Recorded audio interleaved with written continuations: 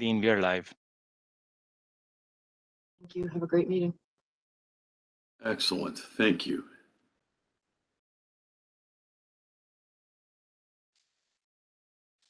Good morning to all attending the RTA's virtual meeting of the Board of Directors. The Governor's emergency declaration remains in force during the current COVID-19 pandemic, and pursuant to his executive orders declaring a public health emergency and recent amendments to the Open Meetings Act, we continue to operate under the permission to conduct our meeting without physical attendance requirements. As head of the public body, I find it not prudent or practical to hold an in-person meeting today or to have staff or any member of our board at our headquarters during the meeting. We're getting close, folks, and we'll see how next month goes, but I, as much as any of you, want to meet in person. Now let's review the guidelines for today's meeting. Keep your audio on mute as much as possible to minimize background noise, which may impair the recording. When you have a question or comment, please raise your virtual hand. You've gotten good at that over the years. And the board secretary will call on board members who have raised their hand one at a time. When he calls on you, lower your hand and unmute before you begin speaking. When we go to voting, please raise your hand to make a motion or second. The board secretary will identify who is making the motion and second for the record. After he announces the motion and second, lower your hands. Any questions at this time? Seeing none. With that said, I'll now call the to order the meeting of the Board of Directors of the Regional Transportation Authority. I will recite the Pledge of Allegiance. You can keep yourself muted. I pledge allegiance to the flag of the United States of America and to the republic for which it stands, one nation under God, indivisible, with liberty and justice for all. Thank you. And item 3, Mr. Secretary, actually, before we do that, we need a roll call. Will you please take the roll? Well, Director Indulcio. Here. Director Canty. Here. Director Carey. Here. Director Colson. Here. Director Fuentes. Here. Director Gathing. Here. Director Gorman. Top of the morning, yes.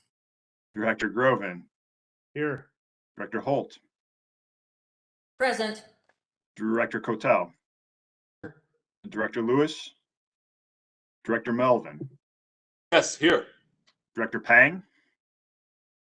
Director Ross. Here. Director Sager. Here. Chairman Dillard. Happy St. Patrick's Day, and I am present. 14 present, 2 absent, Mr. Chairman. Great. Thank you, Mr. Secretary. Item 3 is the approval of the minutes from the board meeting held on February 17th, 2021. Any comments or corrections? If not, I'll ask for a motion in a second. Motion by Director Carey and a second by Director Indulcio. Thank you, too. With that, Jeremy, will you please take the roll? Yep. Director Indulcio. Aye. Director Canty. Aye. Director Carey. Aye. Director Colson. Aye. Director Fuentes. Aye. Director Gavin. Aye. Director Gorman. Aye. Director Groven. Aye. Director Holt. Aye. Director Cotel. Aye. Director Lewis. Director Melvin. Yes. Director Pang. Director Ross. Yes. Director Sager. Yes. Chairman Dillard. Yes. 14 ayes. Thank you. And that the motion on the minute approval from February is approved.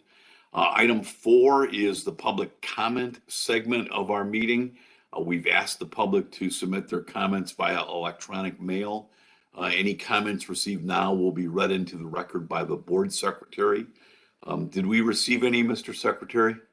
We've received no comments at this time, Mr. Chairman. Okay, thank you. Then item 5 is the executive director's report of Leanne Redden. Good morning, Leanne. Good morning, Mr. Chairman, members of the board, and guests who hopefully have joined us today. Just sort of on a somber, reflective note, this week we mark 2 years since the response to the COVID-19 pandemic began, altering all of our lives and the transit system, that we're entrusted with overseeing, and it really in ways we could never have imagined. In those 2 years, the work to combat COVID, to keep our economy running and our lives as normal as they could be, it's taken a great toll, and public transit has been uniquely impacted. Last week, the Transportation Security Administration extended the mask mandate for transportation that had been set to expire for tomorrow, but it's now been extended to April 18th. So, as we mark this 2-year point in time, we have some reasons to be optimistic. We have extremely low COVID case numbers that have allowed us to resume most normal routines, to continue focus on infrastructure and transit from the federal government. And these are some good things that we are optimistic about. And this stability is welcome because we have urgent work ahead. We have closed a public comment period where we heard from many concerned voices about their hopes for our transit system.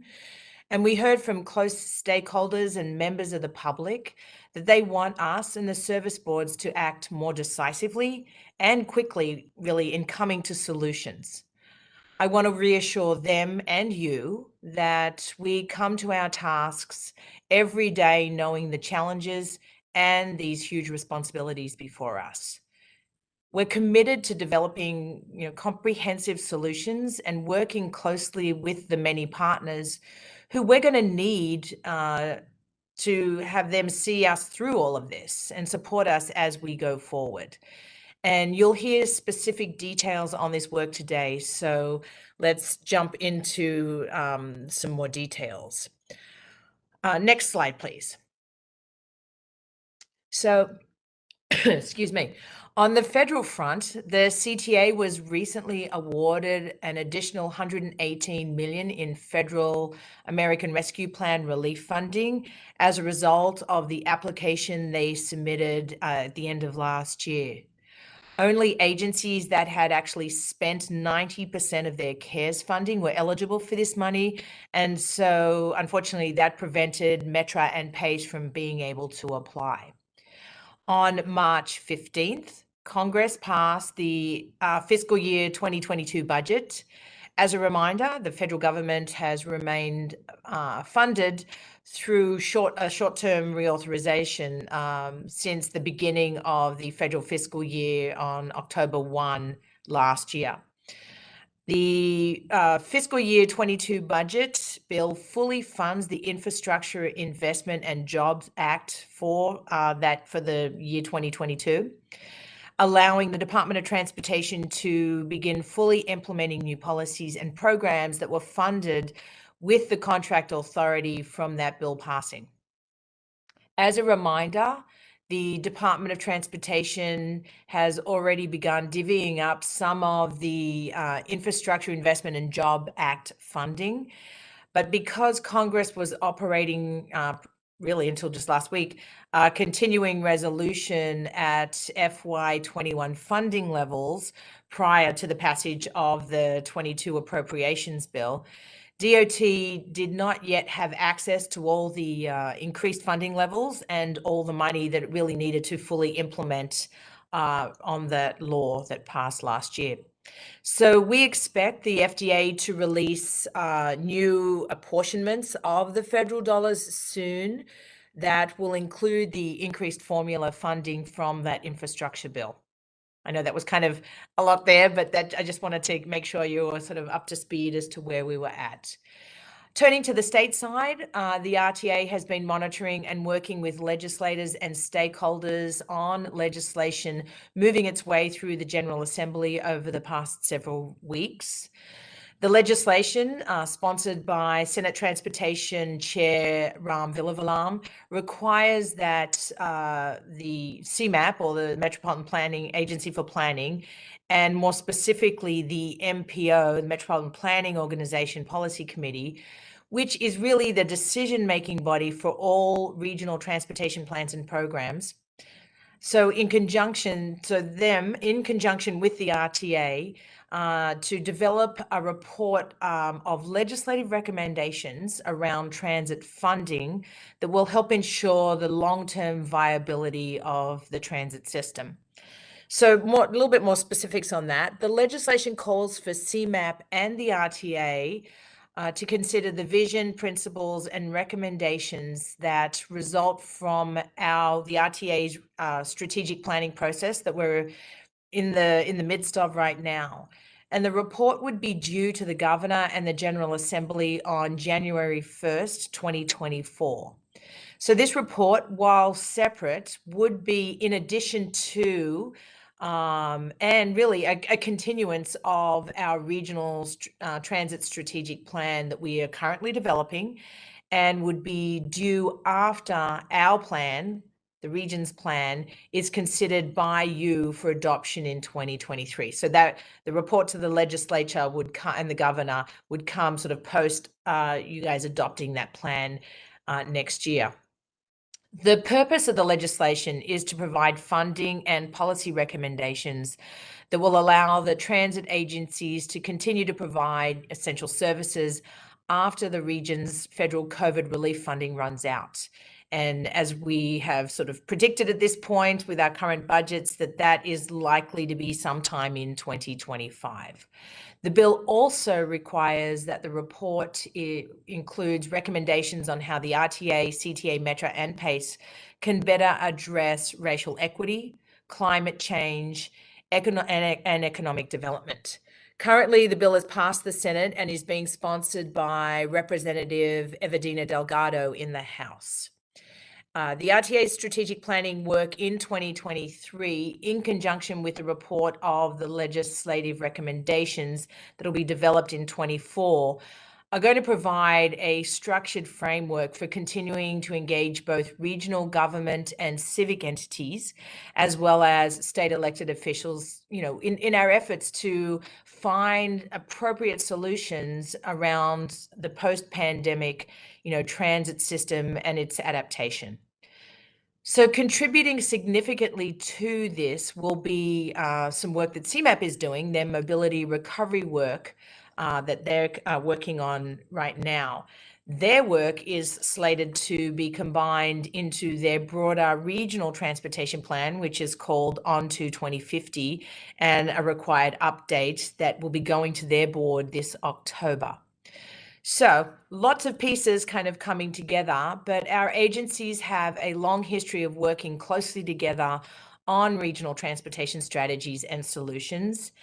The CMAP staff input was critical to the development of our previous strategic plan, Invest in Transit, and we expect the same to be true for this strategic planning work. Invest in Transit was also, looking at it the other way, a critical input into the On2 2050 regional plan initial development. So just kind of making sure that you understand kind of how these pieces kind of fit together. I welcome, the call from the General Assembly for solutions, and I'm thankful that our plan's focus areas of equity, climate change, and financial stability are aligned with their priorities also. I particularly also welcome the opportunity to engage the MPO Policy Committee, which is the Metropolitan Planning Organization, and on which I am actually serve as the vice chair. The Secretary of Transportation is the chair. And so, as I mentioned, that represents sort of all the counties, the mayors, and all the transportation agencies and entities in our region. And I really welcome this opportunity to engage them more in a more thorough way, I think, as we partner in finding these long-term solutions. So I think the General Assembly really correctly envisions that we will need as many transportation stakeholders at the table as possible to tackle these pretty significant issues ahead of us all. And we're going to continue to keep you updated on the movement of this legislation, and we will continue as we continue to cooperate both with CMAP and the MPO as well as the legislature. So next slide, please. Just moving on quickly to today's agenda. Just thanks for indulging me in sort of that, we've got a relatively brief agenda, but a sort of an extended introduction there on some of that legislative stuff that I think is important for you to be a little more aware of. But in a moment, you're going to hear some the monthly financial report, and you will see this is the beginning of an evolution in how we are looking to deliver this information to you. You'll see some changes over the coming months that we really hope is going to help you focus on what the key issues are at hand as we tackle, as I've just mentioned, some of these big issues ahead. After staff are going to also brief you on the comments we received on the emerging vision from the region's transit system that we introduced to you last month, and also give you details on the next phase of the plan development. And that's specifically the initiation of stakeholder working groups coming up. After that, you're going to hear about the launch of a new transit advocacy campaign. And finally, we will ask for your approval on a capital amendment and 2 contractual items as well. Mr. Chairman, that concludes my report, and I'll turn it back to you, but happy to answer any questions. Thank you, Leanne, very much. Any questions of the Executive Director? One moment, Mr. Chairman.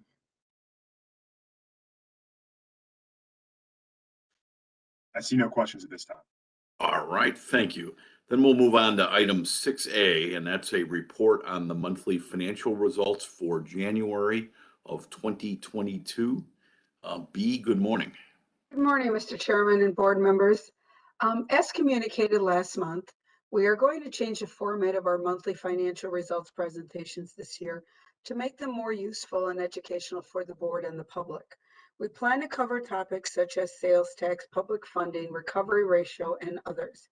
Using a portion of the old dashboard format, we'll first provide a very brief summary of the service board results and any problem areas which may be developing as we move toward the quarterly certifications. To focus the presentation, we have reduced the number of tables from 6 to 3, concentrating on the measures of service board financial performance. We will also spend some time focusing on a specific area of the regional operating budget. We look forward to your suggestions on topics you'd like us to cover. Next slide, please. As the year progresses, we want to keep the board informed on the building blocks of the regional operating budget and how they relate to the calculations which the finance team uses to evaluate financial performance. Those 3 equations are shown here. And while I won't go into them in detail just yet, you may surmise from the highlighted text that today's focus will be on the operating revenue.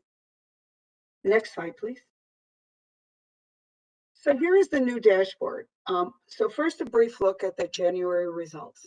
At the upper left, regional operating revenue was about 3% unfavorable to the 2022 budget, due primarily to lower than anticipated ridership and fare revenue at Metro and Pace.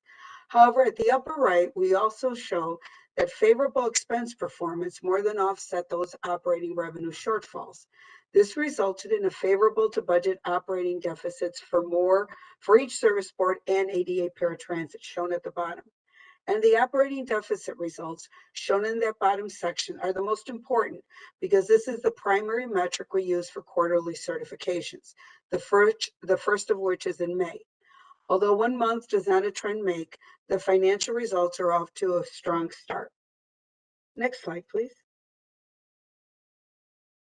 Another quick update we will provide to you every month is the status of the more than $3.5 billion of federal relief funding the region has allocated. Through January, the region has drawn down almost exactly 1/3 of the available funding.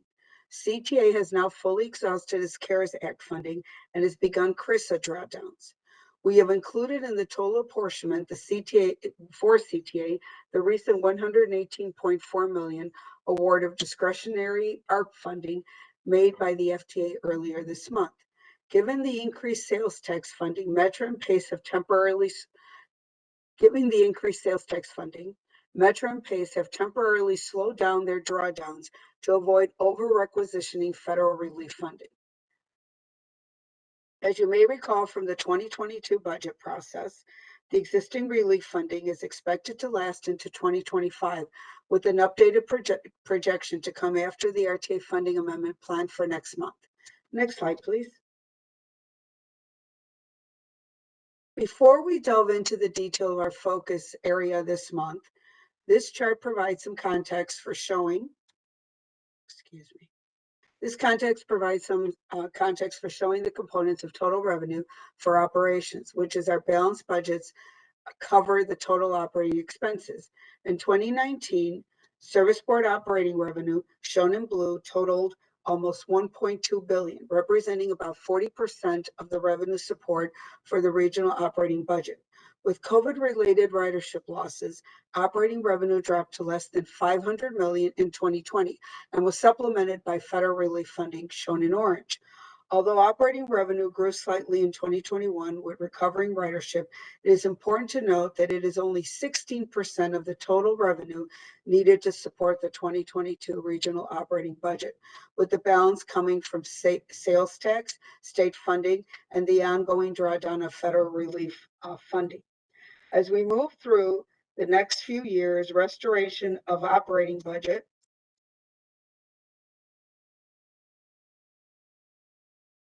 sorry, I was frozen.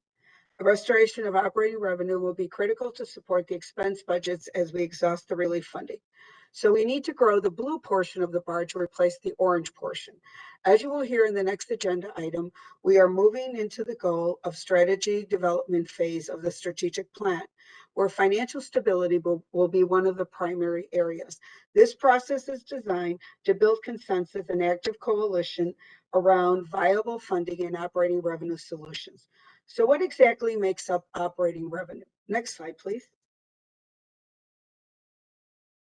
Operating revenue, which is really system-generated revenue, meaning revenue that the transit system produces from within. So it's fare revenue and other concession revenue and things like that, which is shown on the slide above.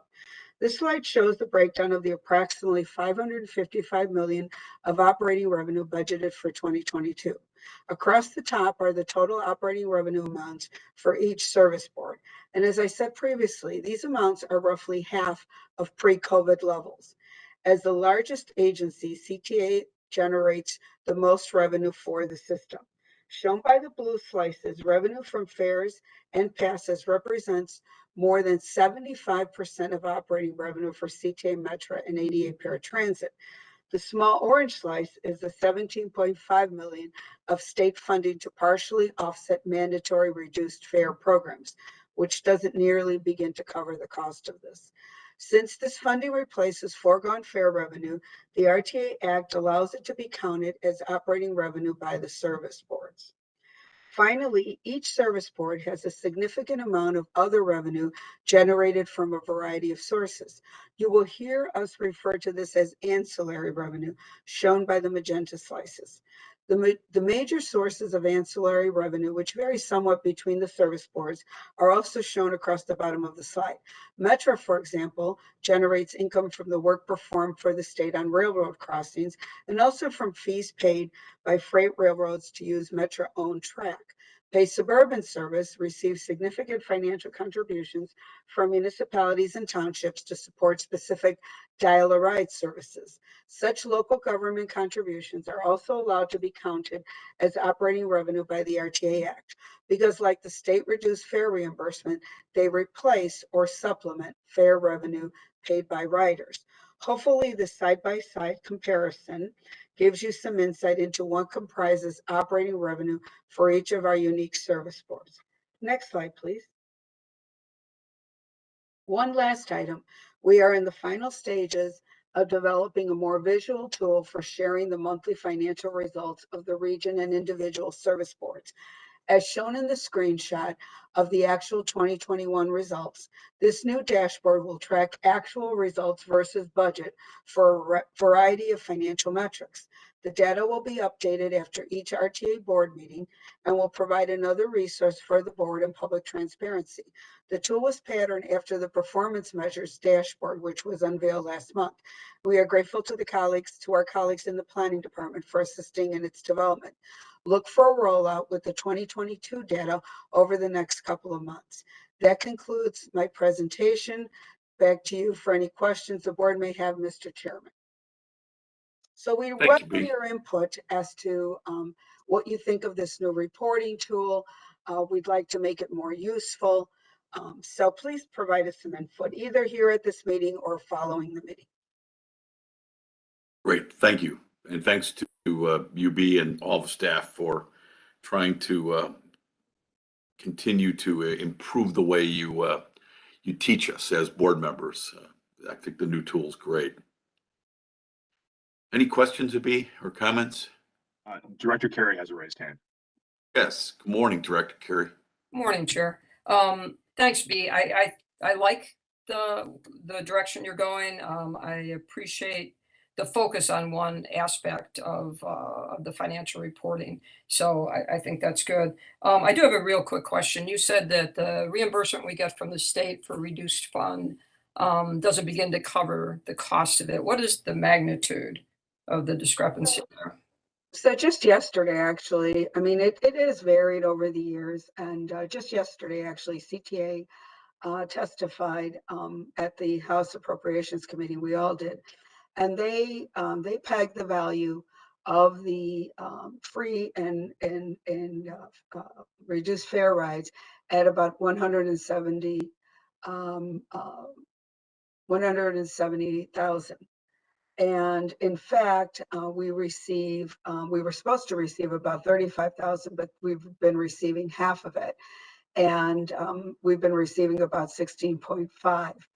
Now, Pace and Metra wanted to come back with their numbers, but it is less than 50% for them of what their cost of providing the services. So it is seriously underfunded. Okay, that was millions, not thousands. Sorry. I'm sorry, millions. Sorry, 170 million. I thought so. And we received 16.5 million, and we're supposed to receive 33 or 34 million. Thank you, Bill. Sure. Okay, thanks. Pat, it's an astronomical number. And the state generally gives us 10 to 20%, I think, Jeremy, of what it really cost. It's massive. And when you read all the time where people want to offer more incentives, just know that, the whole is well into the hundreds of millions already. Thanks. Good question, Director Carey. Item 6B is Mr. Chairman, Yes. Chairman, we have a few I'm other sorry. hands. Director Melvin has a raised hand. I'm sorry, Chris. Good morning. Yeah, I applaud the effort to make the information clearer. I really like the piece you put together on federal funds, and I think it's going to be very helpful. I'm excited about the new dashboard. So, I applaud the effort. Thank you. Thank you. And Director Sagar also has a raised hand. Yes, I just want to join the others in commending the staff. I think that the new approach is very succinct and practically informative, and so I really appreciate it. I think it's a good approach, and I look forward to the continued review. Thank you. Thanks, Doctor. Any other hands, Mr. Secretary? No other raised hands at this time, Mr. Chairman. Great, thank you all. We'll go on to item 6B, and that's an update on the strategic plan and public input on the emerging vision for the Chicago region's transit systems. And I believe, Jill, this is yours, Jill Leary. Yeah, thank you, Mr. Chairman. And staff, and other staff too. Exactly. I'll kick it off. Thank you. Good morning, board members. I'm Jill Leary, Deputy Executive Director for Capital Programming and Planning, and also the Chief of Staff. As Leanne mentioned in her Executive Director's report, we will be providing an update on the input we received from the public, you as board members, advocates, and stakeholders on the emerging vision. We will share the changes we made to the vision, principles, and outcomes based on that input. And lastly, we'll provide more details on the next phases of plan development. I have with me today Jessica Hector-Sue, our Director of Planning, and Melissa Meyer, our Communications Specialist. They're part of the team of people engaged in this work. During the course of this presentation, there will be a number of opportunities for board members to provide feedback. Next slide.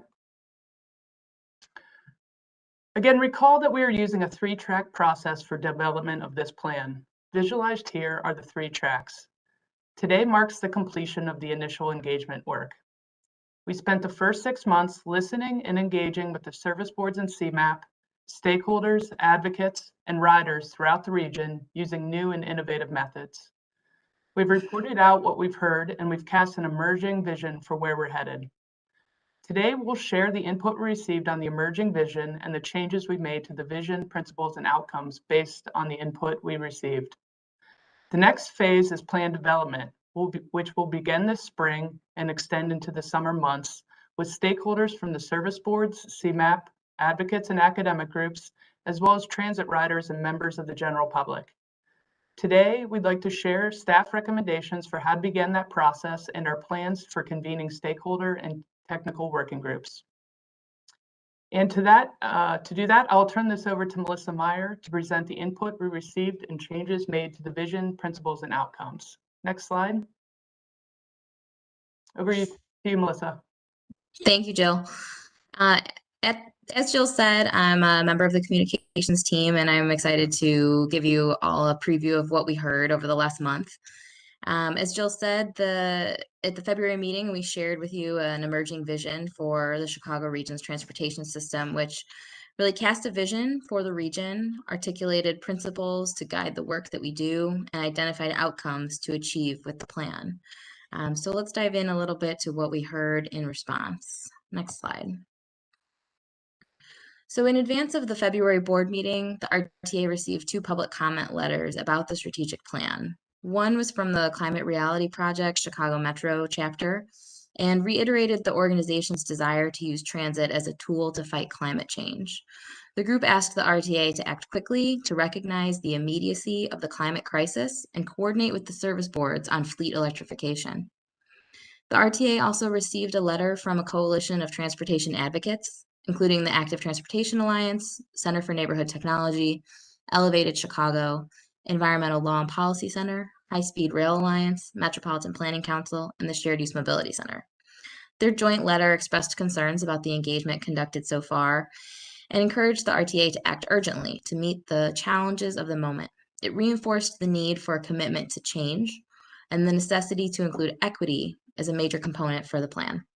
Both of those letters were made public as part of the February board agenda. Since then, RTA staff has conducted workshops with stakeholders at standing meetings, including with the Climate Reality Group and the Barrington Area Council of Governments. Those are in addition to similar meetings we've had with other COGs, the RTA CAB, the service boards, and CMAP along the way. In that conversational format, we heard from the Climate Reality Group, again, the need to reinforce urgency in electrifying transit operations. And from the Barrington Area COG, we heard the need to think carefully and be patient in making strategic changes to services as ridership recovers and workplaces reopen.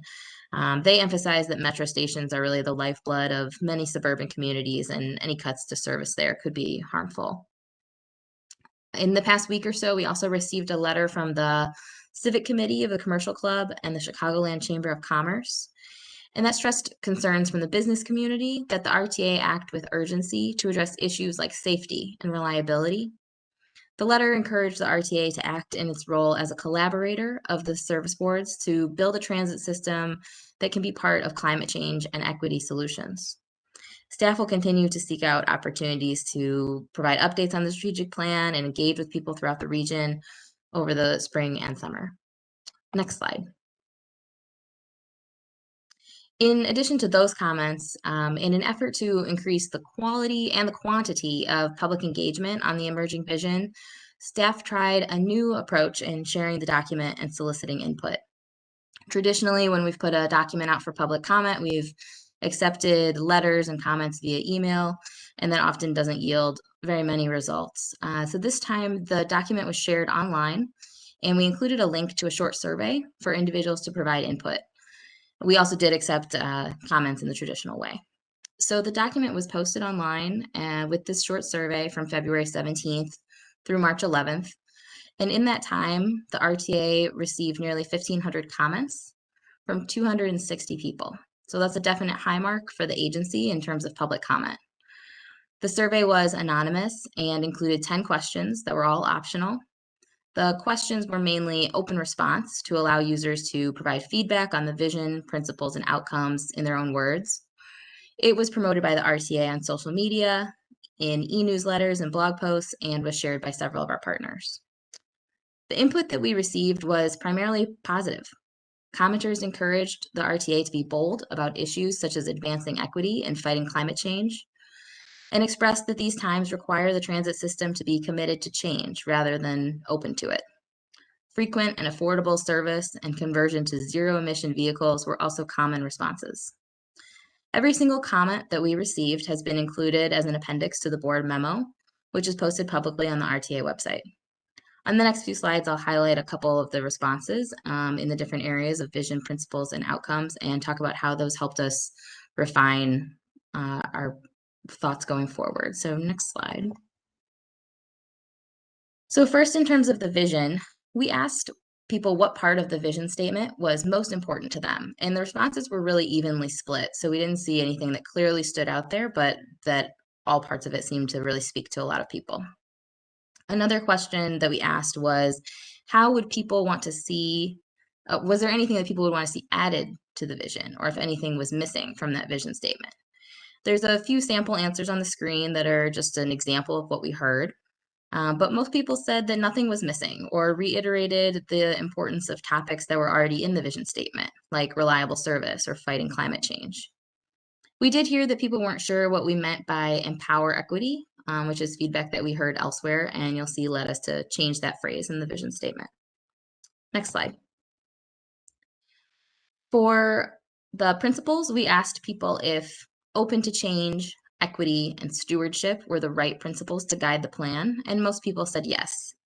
We did get comments from people who said that open to change needed to be stronger, which is also feedback that we heard from this board and other groups, and you'll see that reflected in the updated principles. We asked people how they think we should implement these principles and got a lot of interesting responses, including a few that are on the screen here. Just a reminder that the full survey responses are included as an attachment to the board memo. Next slide. And then lastly, on outcomes, we asked people if there were any missing outcomes or if they had any other feedback on the transit system and regional outcomes outlined in the emerging vision document. We heard a lot of ideas about how the region can work together for a public transit system that works better for everyone. But much of the feedback echoed themes that were represented in the vision principles and outcomes already, such as reliability, safety, and equity. A lot of people wanted to see climate change more explicitly represented as an outcome that the plan would work toward achieving, and you'll see that change on an outcome that was previously referred to as healthy and resilient. Next slide. So overall, we are extremely grateful for all the feedback that we received, both general and specific. Not all of it requires us to make changes at the vision level, but it really reinforces that we're on the right track and helps us see the important topics that we're going to get into in more detail in the planning process. In the next stage, RTA and stakeholders will work together to advance those discussions into more specific goals, measures, and strategies with our stakeholders and riders alike. Jessica will share more on that in just a few minutes. But in summary, some of the major things that we heard across the different forms of input were that we need to have a continued focus on frequent and affordable service, that we need to include equity as a major element of the plan, to recognize the immediacy of the climate crisis and lean into transit as a tool for climate action, and to commit to change and act urgently to meet the moment. This last one really speaks to the next element of the planning process, where we'll begin developing strategies and solutions. That's exactly what we're going to be doing next. I'll just pause here for a second, see if there are any questions on the input that we received before I talk about the changes that we've made in response. One moment. I see no raised hands. All right, next slide. So in response to the input received, staff is recommending a few changes to the vision, principles, and outcomes. These changes are small, but taken together better capture the urgency of the moment and the challenges facing the regional transit system. Next slide. So first on the vision, we heard loud and clear to make equity a major element of the plan. Staff proposes changing the wording to advances equity to make it clear that we're not just acknowledging inequitable outcomes in our system, but working toward progress, working toward a system that prioritizes historically underinvested, overburdened, and transit-dependent communities in our region. Next slide. On principles, we heard directly that being open to change is not enough, and that we need to embrace changes and commit to leveraging the transit system to the needs of today. So staff is recommending changing the first principle to commitment to change. Next slide. And recall that the outcomes are divided between what we want our transit system to be and the type of region that a great transit system can build. Based on the output we received, staff is recommending keeping the transit system outcomes as articulated in the original document, and as you can see on the screen here. Next slide. And lastly, for the regional outcomes, we heard in a letter to the board, workshops, and public input that transit cannot be on the sidelines in building a more resilient region. To that end, staff proposes changing the second outcome to winning the fight against climate change. In the 5 years of this plan, we want to build toward a more resilient, carbon-free transit system. So that concludes the changes that we are proposing to the emerging vision, and I'll pause here to see if there's any questions or comments before turning it over to Jessica to share details about what's next. Thanks, Melissa. Jeremy, is anybody wishing to speak?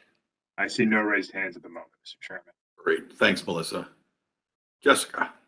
Right. Thanks, Melissa. I am Jessica Hector, so I'm the Director of Planning Market Development here. And what I'm going to do is talk us through next steps now in plan development. So during that initial making a plan input season, a lot of stakeholders told us that they wanted to help us shape plan contents. And in addition, a lot of the public feedback that we got that Melissa just shared encouraged us to act with urgency and come up with some specific solutions. So in order to do both of those things, we recommend convening some working groups over the next 4 months to really dig into plan contents. So what I'm going to do is talk you through how the working groups will work and help us to both engage policy experts and riders as well. So on the next slide, I'd like to give an overview of the groups. We recommend essentially having 5 of them. 3 of the groups will be stakeholder groups and will involve other people outside of the agencies. And each of those groups will be tied now to 2 outcomes. One of those transit system outcomes that Melissa mentioned and one of the regional outcomes. And in addition to those 3 groups, we'll have 2 what we're calling technical groups that will be agency staff, and they will be tied to the standalone plan deliverables, namely the capital priority projects and the 10-year financial plan. This is a bit of a change from what we discussed with you last month. Specifically, we reduced the number of stakeholder groups from 6 to 3. We think having fewer stakeholder groups will be more attainable and allow for some richer discussion. So on the next slide, I'll talk first a bit more about the stakeholder groups. The purpose of those groups specifically is to create a forum for mutual learning and discussion together. We'll also work together to develop specific content for the plan, the goals, the strategies, the measures. Those are the kind of the substance of the plan. And they'll also hopefully cultivate a group of stakeholders that are knowledgeable about transit issues and invested in some solutions so that we can call upon them in 2023 to work to implement the plan once we're finished. Again, we're broadening the table here and inviting people to join us in this process. So on the next slide, we have a list of the 3 stakeholder groups. Again, each is organized around 1 transit system outcome and 1 regional outcome. The first group will talk about transit service, and they'll talk about how to make the transit system safe, accessible, reliable, useful for riders. And they'll talk about related implications for winning the fight against climate change and making sure that people want to ride transit. The second group will focus on infrastructure, and they will talk about getting the transit system in a state of good repair. So the infrastructure that is transit itself, and then the infrastructure around the transit system for a region of thriving communities. Talk about development and sidewalks and the things that need to happen in communities. And then the third group will focus on financial responsibility, and they will talk about a transit system that's financially stable and a region that's connected, and really explore the tension between being efficient stewards of the funding we have, but also making sure that the transit system is accomplishing what it's there for and connecting people to opportunities. So those are the themes of the three groups. On the next slide, we'll talk about how they'll work. Each group will be sponsored by 2 RTA leaders and up to 2 board members. So that's you. We hope a couple of you will join us in each group. And they will be led by RTA staff with our engagement and strategic planning consultants. The groups will have about 20 to 30 members, including staff from the service boards and CMAP, as well as those we work with regularly, counties, other government people, as well as those we don't. So members of the public will be invited to join them as well. The groups will meet starting in April through the spring and into the early summer, and they will report out with some recommendations, specifically recommended goals, strategies, and measures in a memo document around July. We will then take that content and coalesce it into draft plan contents that we'll continue to share with you and others. On the next slide, I also want to talk about the composition of the groups. We are working hard to ensure that membership in the groups reflect the full diversity of the region and our ridership base, with a focus on racial diversity specifically, but also other types of inclusion across gender, disability status, age, experience, and more. As also part of the efforts to increase diverse engagement, we will be compensating some members of the working groups for their participation, particularly members of the public or people who work for nonprofits. This is an idea that's been promoted by planners and advocates across the country. And here in our region, Transportation Equity Network, or TEN, has pushed for that. It's also been used by several other planning processes in the region, including the City of Chicago We Will Plan and the CDOT Strategic Plan. Again, our goal is to engage people who actually use transit and may not be paid to talk about it for a living as we are, but compensating them will allow for them to participate. The RTA also has used this model in some of our community planning work. One of our projects there, a group of residents from Washington Park are meeting regularly to talk about actions around the Garfield Park CTA station. That project is a partnership with CMAP and will hopefully create a model for how we can continue to do this kind of work in the future. A blog will be coming out about that project next week, so keep an eye out for that. But in the strategic plan, we're working with a couple of consultants that can help us recruit and again compensate people to be able to engage with us on this process. So on the next slide, all of what I just went over was for the 3 stakeholder groups. Switching to talk about the 2 technical groups, these will also be sponsored by RTA leadership and led by RTA staff and consultants. These groups will be comprised of RTA service board and CMAP staff. They'll meet starting also in April, but they'll meet all the way through the fall when draft deliverables are produced. And they're focused on very specific products, but will also be getting input from the work of the stakeholder groups along the way, and likewise sharing out what they're doing. The Capital Priority Group will focus on updating and advancing the priority project list that you'll recall was included for the first time in Invest in Transit and has been updated with the budget every year since. They will also talk about ways to advance the transparent prioritization process that's required now by state legislation that was passed last year. And then the 10-year financial plan group, Bea mentioned this a little bit earlier, they'll focus on looking at different future funding scenarios in order to quantify and fill the potential budget gap, likely budget gap that will exist when federal relief funding is exhausted around 2025 and beyond. They will look to identify some specific solutions and talk about other ways to achieve that balance between revenue and expenses that we need. They will also talk about specific things like recommendations for permanent recovery recovery ratio relief.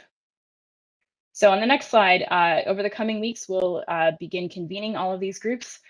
We will plan to report out the working group activities to our larger set of stakeholders, which we're calling our movers group. We'll also report back to you and the RTA CAB as well, so that you can follow progress. And as always, we'll continue to engage with people through social media, through our blog, and through our newsletter. So with that, that concludes my presentation, and I would be happy to answer any questions. Thank you very much, Jessica. Any questions? Yes, Mr. Chairman, Director Groven has a raised hand. Director Groven. Good morning. So first, thank you, Jessica. That was really good. I think it's great that you're putting the effort that you are into getting feedback from as many stakeholders as possible from across the region. There was some work done earlier when we were thinking about the COVID and recovery coming out of COVID. Some really good scenario planning work that was done to help us kind of, once we identified where we wanted to go, how best to identify some good solid solutions or strategic roadmaps. Will we be bringing that back in this process, some form of scenario planning? Yes, thanks for that question. We will, specifically in the 10-year financial plan, we will be looking at different scenarios. So you will definitely see those. I don't yet know if we'll use the same scenarios that we talked about previously, but we will definitely be looking at different funding scenarios. So watch for that. Yeah, thanks for asking that. The MPO is all, I should add, the MPO is also looking at some scenarios as a part of their recovery planning work, that their scenarios are somewhat based on what we put together in 2020. So we will tie in with their scenarios as well, because I agree that they're a good mechanism for us to talk about what might be ahead and how to hedge our bets on some solutions. Good, thanks. Director Melvin has raised hand.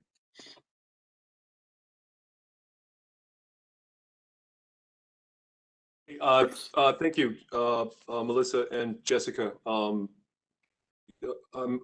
particularly, happy to hear that you're going to actually talk to a lot of the users of public transportation. I get that, the climate people are very well organized around their passion, and the business groups are well organized around, their goals, and they're well funded for it. And I think the stakeholder group that Melissa talked about is great. And Jessica, the groups that you're pulling together, but the ones you talked about are really important, particularly on the financial side. But a lot of this is going to reside on what the riders actually decide to do. So I'm particularly happy to hear that you're going to be engaging with them. But it sounds like a great plan to me. So thank you. Thank you. Thanks, Director Melvin. She's an MIT engineer. That's why she's so good, Chris. You have great staff.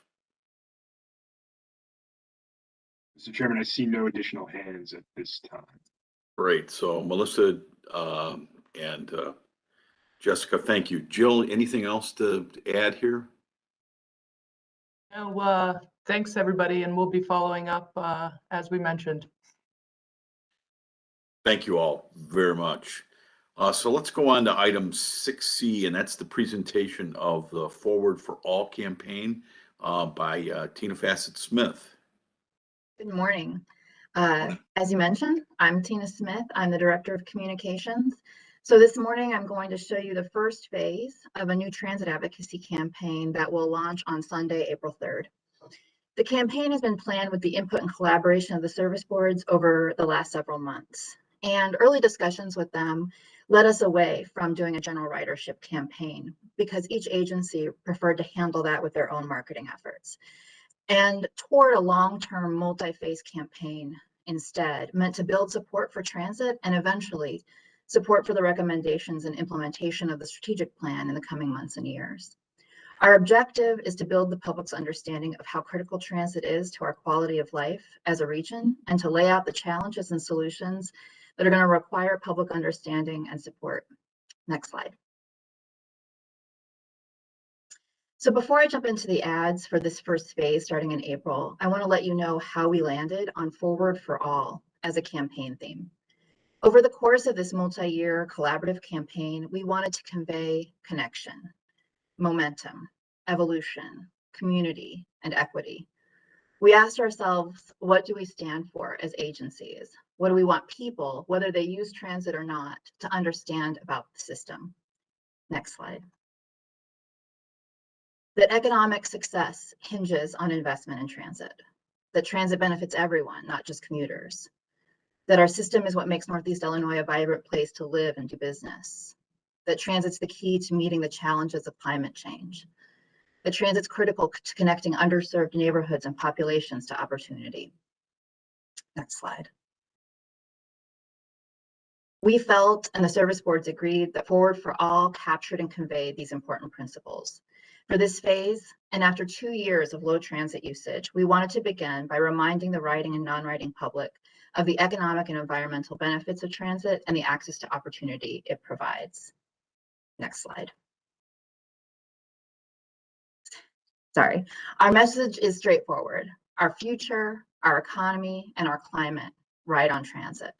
The ads you see here and more like them will appear on billboards, across transit stations and shelters, and via digital ads across the region. This first phase will be sustained over 2 months, with the timing of future phases still to be determined. Next slide. On Sunday, April 3rd, the campaign will kick off with this full-page letter ad signed by all 4 agency executive directors. I'll read the ad since it may be difficult to see on the screen. Our future rides on transit. Chicagoland is a determined region of neighborhoods and villages built on a Great Lake with innovative architecture and magnificent human diversity made one by our irreplaceable public transit system. Much has changed in these 2 years of pandemic, but our enviable place in the world has not. We are a dynamic global hub of commerce and opportunity, of discovery and healing, of culture, entertainment, and activism. We are change makers.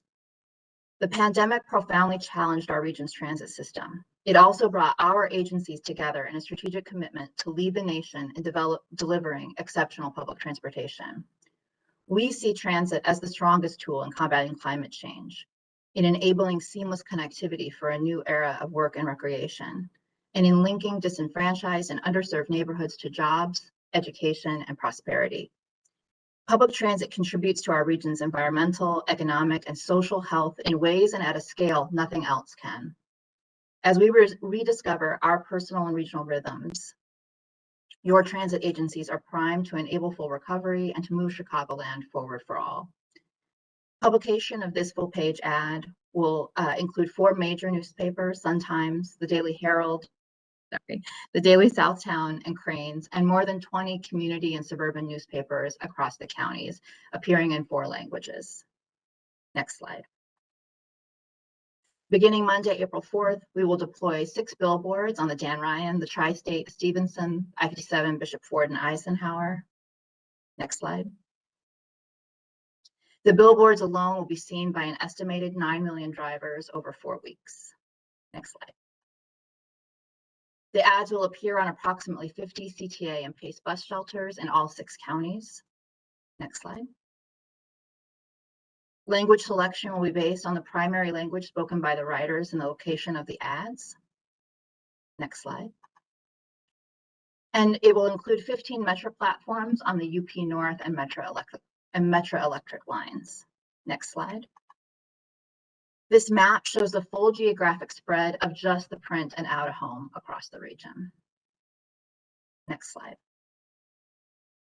In addition, digital ads across social media and news channels will be seen over 2 months. Viewers who click on these ads will go to a landing page that will lay out the key economic, climate, and affordability and equity benefits of the system.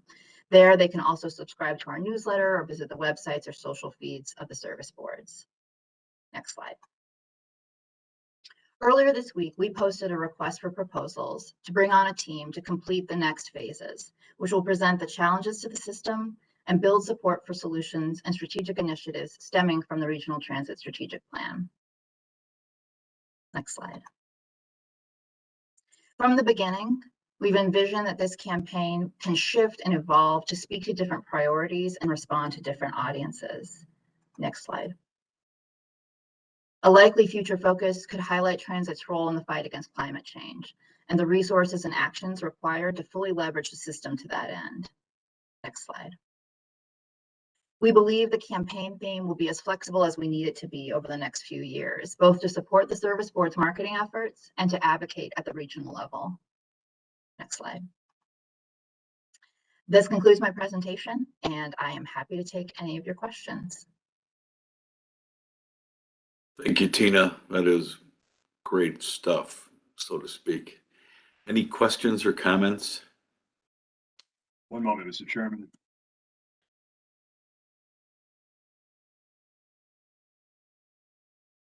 I see no raised hands at the moment. Great. Tina, just keep us abreast. I know we have the RFP going out for the next phase of this. Just keep us up to date as to how that's going. Will do. Thank you so much. Hopefully we'll have lots of bidders, but I think this is awesome. Will do. All right, well, let's go on to item 7A, and are the ordinances authorizing the amendment to the 2022 to 2026 capital program and ICE funded projects. And I believe Tara O'Malley is going to brief us on this one. Yes, can you hear me? Yep, sure Good can, morning. Tara, thank you. Thank you. Good morning, Chairman Dillard and members of the RTA board. Happy St. Patrick's Day. I'm Tara O'Malley, Principal Financial Analyst of Capital Programs here at the RTA. We are here to request the approval of two ordinances, one related to the region's 5-year capital program and one to the Innovation, Coordination, and Enhancement, or ICE program. First, we are requesting your approval of an amendment to the 2022 to 2026 capital program, incorporating changes for CTA and PACE. Second, we are requesting your approval of time extensions for CTA and Metra ICE funded projects. Let me walk you through the highlights of the changes to the 2022 to 2026 capital program. This quarter, we are requesting the approval of an increase to the 5-year capital program totaling $3.24 million for CTA and PACE. The increase largely comes from reprogrammed funds and newly added funds from the Invest and Cook grant program. CTA is adding 2 projects to their program that focus on safety improvements. First, the Cicero grade crossing project is being funded with $803,000, which comes from Invest and Cook funds that are being matched with reprogrammed CTA bond funds. CTA is entering into an intergovernmental agreement with the town of Cicero for the completion of this work. For this project, CTA is improving the grade crossing located at the Cicero Pink Line at the intersection of Cicero Avenue and 21st Place. Changes to this grade crossing are a priority for CTA and the Illinois Department of Transportation, or IDOT, due to safety incidents at the grade crossing that have put CTA staff and passengers at potential risks. CTA's second project is special track work on the Blue Line O'Hare branch funded with $2,013,000 of reprogrammed RTA bonds. For this project, CTA is upgrading the safety and reliability of the Blue Line rail operations between Jefferson Park, Interlocking, and O'Hare Terminal. The project will replace the signal and interlocking systems. The upgrades will enhance the ability to provide reliable, safe, scheduled service. PACE is adding 1 project to their program related to electrification of their infrastructure. PACE is reprogramming $425,000 in state PAYGO funds to the new I-55 garage in Plainfield. PACE will purchase and install some charging infrastructure for electric buses and cars at the garage currently being constructed so that the site is ready for future electrification of its fleet. We also wanted you to note that you will be able to find updated information on the 2022 to 2026 capital program on the recently updated RTAM's website. The site includes detailed information about all approved projects, including a map of the project's location and benefit area. On to the second ordinance. The second ordinance, we are requesting 1-year extensions for ICE-funded projects for 1 CTA project and 3 Metro projects. RTA staff has reviewed all of these requests and found them to be justified as outlined in the ordinance request memo. I'm happy to answer any questions. Otherwise, we're seeking your approval for these 2 ordinances. Thank you. Thank you, Tara, and happy St. Patrick's Day to an O'Malley. Any questions on that or comments? Otherwise, I'll take a motion and second to approve.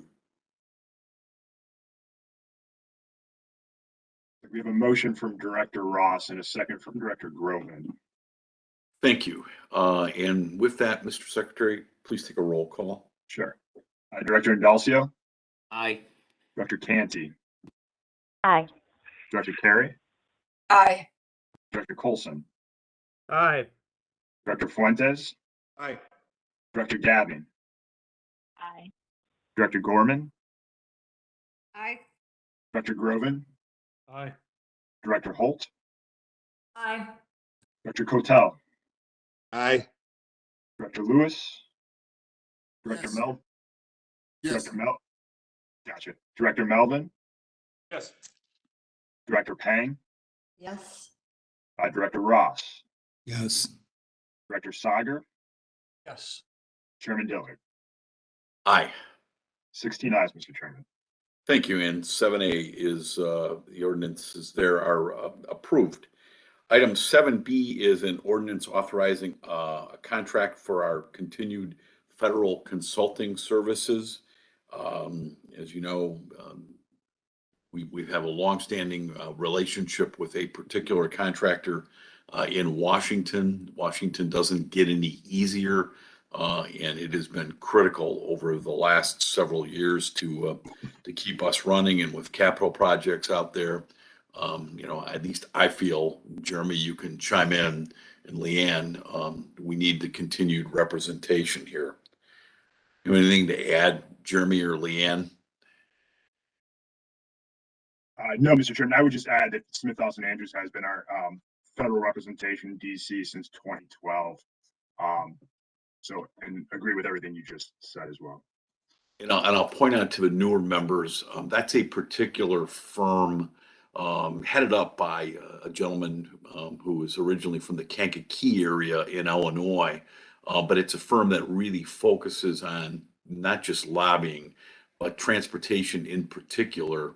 And it's just not the Congress. It's clearly the agencies involved as well. Any questions or comments on this contract? If not, I'll entertain a motion and a second to approve contract. See a motion by Director Indalcio and a second by Director Carey. Thank you.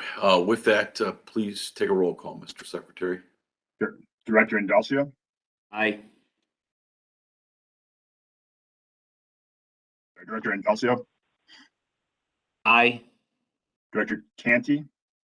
Aye. Director Carey? Aye. Director Colson? Yes. Director Fuentes? Aye. Director Gavin? Aye. Director Gorman? Aye. Director Groven? Aye. Director Holt? Yes. Director Cotel? Aye. Director Lewis? Yes. Director Melvin? Yes.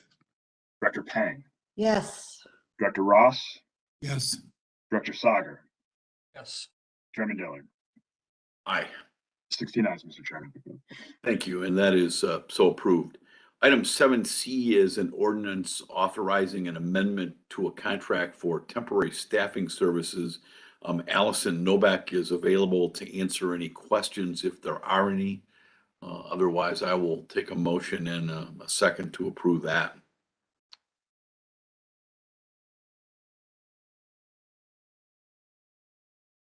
We have a motion from Director Sager and a second from Director Gavin. Thank you. And Jeremy, please Yep. take a roll call. Director Indalcio? Aye. Director Canty, Aye. Director Carey, Aye. Director Colson, Aye. Director Fuentes, Aye. Director Gavin, Aye. Director Gorman, Aye. Director Groven, Aye. Director Holt, Yes. Director Cotel, Aye. Director Lewis, Yes. Director Melvin, Yes. Director Pang, Yes. Director Ross, Yes. Director Sager, Yes. and Chairman Dillard. Aye. 16 ayes, Mr. Chairman. Thank you. 7C is approved. Next is item 8, new business. Any new business to come before the board today?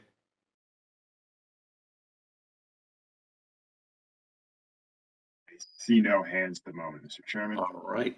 As a reminder, we have board training immediately following this meeting, and you should have a separate Teams link on your calendar for that training session. I want to conclude by noting that we're working on, as I said at the beginning of the meeting, to get everybody back. And obviously, we are impacted in our new boardroom by some technical supply backlogs. Stay posted and we'll keep you updated. But clearly, the May meeting, I am almost certain will be in person. But we'll keep you updated on the April meeting as well. But I think everybody knows there are supply chain issues, and it holds to the technical requirements we have for our new board meeting as well. And I also want to say that we've invited CTA and PACE to come in and provide an update on the electrification of their system at our next meeting. As you probably are, one of you noted, there's a great electrification lobby that's out there that feels very passionately about this. And as I said last month, we are moving for mass transit, light speed along the electrification route. But CTA and PACE are going to come in next month to provide us with an update on electrification in April. So with that, if there's no further business to come before the Regional Transportation Authority this morning, I'll entertain a motion and a second to adjourn. Motion by Director Indelcio and a second by Director Groven. Great. All those in favor say aye. Aye. Aye. Aye. Aye. Opposed nay, and the ayes have it. Remember to go to the separate link up so we can have board training immediately. We'll give us like a 5-minute break, but you have a separate link for board training. And I thank you all. Happy St. Patrick's Day.